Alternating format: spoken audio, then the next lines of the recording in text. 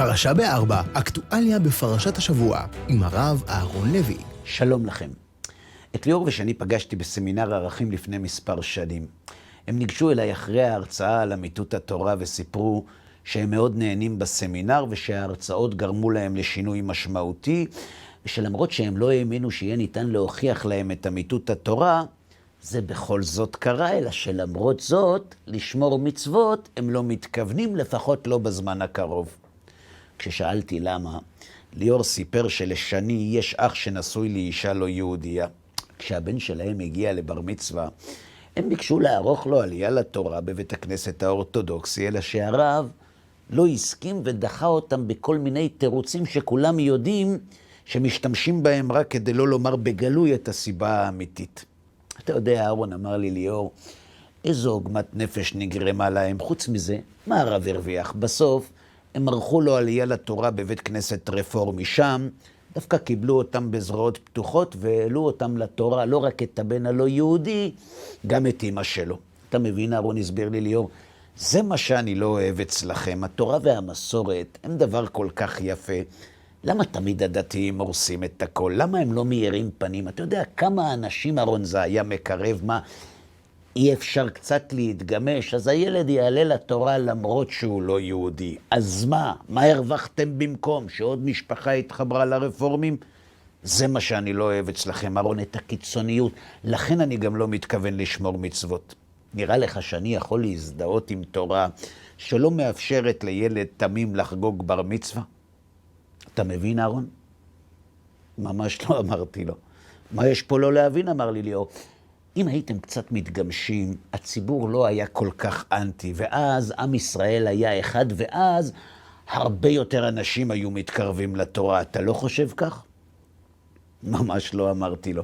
ההתנגדות לתורה ולשומרי המצוות בכלל לא קשורה לשאלה אם הדתיים יתגמשו או לא יתגמשו. היא קשורה לנושא אחר לגמרי, הרבה יותר עקרוני. שאלת את עצמך, ליאור, איך קורה שאנשים שמצד אחד משתלחים בתורה ובשומרי המצוות בצורה הכי ארסית, מכנים אותם פרימיטיביים, חשוכים, סכנה למדינה, רק בגלל שהם שומרים מצוות, ומצד שני הם נאבקים באדיקות דתית ממש למען הרפורמים?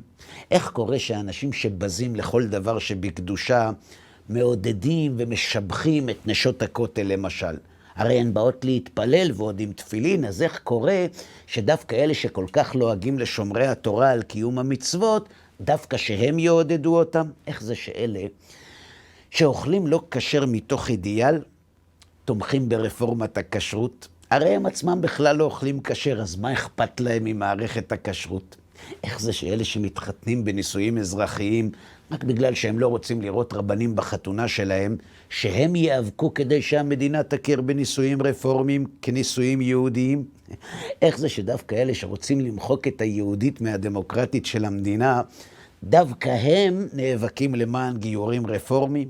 מה קרה? פתאום היהדות מעניינת אותם? איך זה שאלה שמנסים למחוק כל סממן יהודי מהפרסיה של המדינה שלנו, פתאום כל כך דואגים לרפורמים בטענה שהם שונה מהציבור הדתי שמסכסך ומפלג, הם דווקא אלו שיקרבו את היהודים ליהדות? נראה לך הגיוני?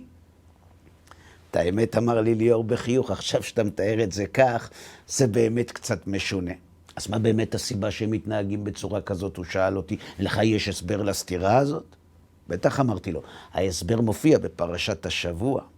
פרשת ואתחנן, משה רבנו מלמד את בני ישראל על האיסור לשנות מן התורה, שנאמר, לא תוסיפו על הדבר אשר אנוכי מצווה אתכם ולא תגרעו ממנו. שאלת את עצמך, ליאור, למה אסור להוסיף על מצוות התורה? מילא לא תגרעו, אני מבין. אם הקדוש ברוך הוא ציווה לקיים מצווה, מי אנחנו שנבטל אותה? אבל להוסיף? תגיד אתה, מה רע בלהוסיף? אם אדם רוצה להיות עוד יותר צדיק, מה, גם זה לא בסדר? התשובה לשאלה הזאת, ליאור, נמצאת בהמשך הפרשה, כשמשה מזכיר לבני ישראל מי נתן להם את התורה, שנאמר, רק ישמר לך ושמור נפשך מאוד, פן תשכח את הדברים אשר ראו עיניך, ופן יסורו מלבבך כל ימי חייך, והודעתם לבניך ולבני בניך, יום אשר עמדת לפני השם אלוהיך בחורב, וידבר השם עליכם מתוך האש, ויגד לכם את בריתו, אשר ציווה אתכם לעשות. לא מוזר קצת? בשביל מה משה מזכיר לבני ישראל את מעמד הר סיני? נראה לך שהם שכחו? הרי הניסים היומיומיים לא ייתנו להם לשכוח גם אם הם ינסו. אז בשביל מה להזכיר למי שלא שכח? וחוץ מזה, למה כל כך חשוב להודיע ולספר לילדים על מעמד הר סיני? וגם מה כל כך דחוף למשה להזכיר להם שהקדוש ברוך הוא נתן להם את התורה? אם לא הוא נתן, אז מי? והתשובה פשוטה. בפסוקים האלה משה רבנו מזכיר לבני ישראל שהתורה ניתנה מאת השם יתברך, כדי להדגיש שכשמדובר בתורת השם, להוסיף זה כמו לגרוע. למה? כי אם השם נתן את התורה, אין לנו את הזכות וגם לא את הסמכות לשנות אותה. משה מזכיר את זה כדי להדגיש שברגע שאנחנו משנים מהתורה משהו, היא כבר לא תורה שהשם נתן, אלא תורה של בני אדם. לכן בתורה של השם להוסיף זה כמו לגרוע, ולכן משה מזכיר להם את מעמד הר סיני מיד אחרי האיסור להוסיף או לגרוע מן התורה. בגלל שהיא תורת השם, אסור להוסיף, אומר משה, וגם אסור לגרוע. בפסוקים האלה משה מלמד שאם התורה הייתה תורה של בני אדם, לא הייתה בעיה להוסיף עליה וגם לא לגרוע ממנה. למה? כי בגלל שהיא תורה של בני אדם, היא תמיד כזאת, גם אם לא שינינו וגם אם כן. אבל תורה של השם זה סיפור אחר. היא תישאר תורה של השם רק אם נשמור עליה בדיוק כמו שקיבלנו אותה. כי ברגע שנשנה ממנה אפילו משהו הכי קטן, היא כבר לא תהיה עוד תורה שקיבלנו מאת השם. זה יפה, אמר לי ליאור, אבל איך זה קשור לאלה שמתנגדים לתורה ותומכים ברפורמים? פשוט מאוד אמרתי לו. אלו שנאבקים בשומרי המצוות עושים את זה לא בגלל שהם נגד שתהיה לאדם תורה. זה שאדם מאמין בתורה מסוימת, זה ממש לא מפריע להם. לא מפריע להם שיש תורה, מפריע להם שהיא משמיים. האנשים האלה לא נגד התורה, הם נגד השמיים. למה? בגלל שהם יודעים שכל עוד התורה תהיה משמיים, אלה שמקיימים אותה לא יסכימו לשנות ממנה אפילו אות אחת, והם יאבקו בכל כוחם כדי להגן עליה. וזה מאוד מסוכן. למה מסוכן? כי האנשים האלה מבינים שאנשים שמקיימים את התורה בגלל שהיא של השם, אנשים כאלה אי אפשר לנצח. הם מבינים שאנשים כאלה אי אפשר לא לפתות וגם לא לשחד, כי הם מקיימים את התורה של השם ולכן הם לא יכולים לשנות אותה. לכן, למרות שהם נגד שומרי המצוות, הם תומכים ברפורמים, כי הם מאמינים שעל ידי חיזוק הרפורמים הם יצליחו להכניע את שומרי המצוות, כי הם יודעים שהרפורמים הרי לא מאמינים שהתורה בדיוק מן השמיים, ושאצלם, כך לפי אחד הסוציולוגים לפחות, הדת היא הצטלה להשקפת עולם חילונית. ובגלל שהם לא מאמינים שהתורה מן השמיים, הם כמובן מרשים לעצמם לשנות מתורת השם ככל העולה על רוחם, וכך הם הופכים את תורת השם לתורת בני אדם. ותסכים איתי ליאור שעם תורת בני אדם הרבה יותר קל. אותה הרי הסכמנו שאפשר לשנות. אגב, זו גם הסיבה שהם תומכים בנשות הכותל שרוצות להניח תפילין. זה לא כי הם בעד הנחת תפילין, וגם לא כי הם נגד. הם נגד תפילין כשמניחים אותם בגלל שהם מצווה שמופיעה בתורת השם, אבל תפילין שהם תרבות או פולקלור או תפילין שמופיעות בתורה של בני אדם, זה ממש לא מפריע להם. כי תורה של בני אדם, כמו שאמרנו, הרבה יותר קל לבטל, הרבה יותר קל לפתות והרבה יותר קל להכניע. לכן הם גם מעודדים מערכות כשרות אלטרנטיביות, למרות שהם לא מקפידים על כשרות, ותומכים בגיורים רפורמיים, למרות שהם בעד ניתוק המדינה מהזהות היהודית שלה. הם תומכים בהם כי הם חכמים.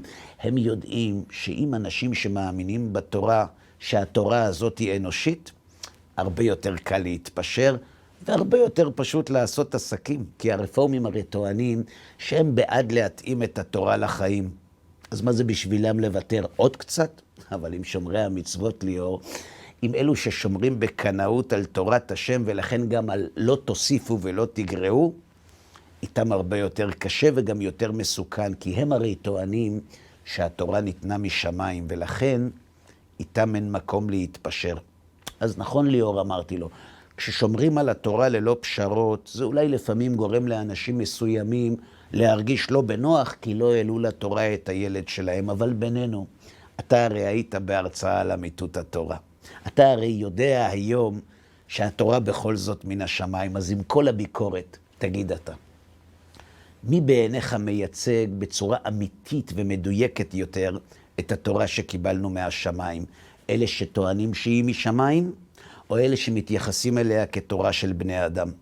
אלו שלא מוכנים לשנות בה אפילו לא אות אחת, או אלו שמעדכנים את התורה בתדירות של עדכוני מחשב? תגיד אתה, לאיזה בית כנסת תעדיף ללכת? לכזה שגם בעוד 500 שנה יקיימו בו את אותם מצוות, או לכזה שבעוד 100 שנה יהפוך למוזיאון או למסעדה, רק כי כבר אין מי שיתפלל בו?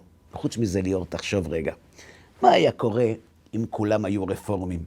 האם היית מסוגל לשבת היום בהרצאה ולהיווכח שהתורה משמיים?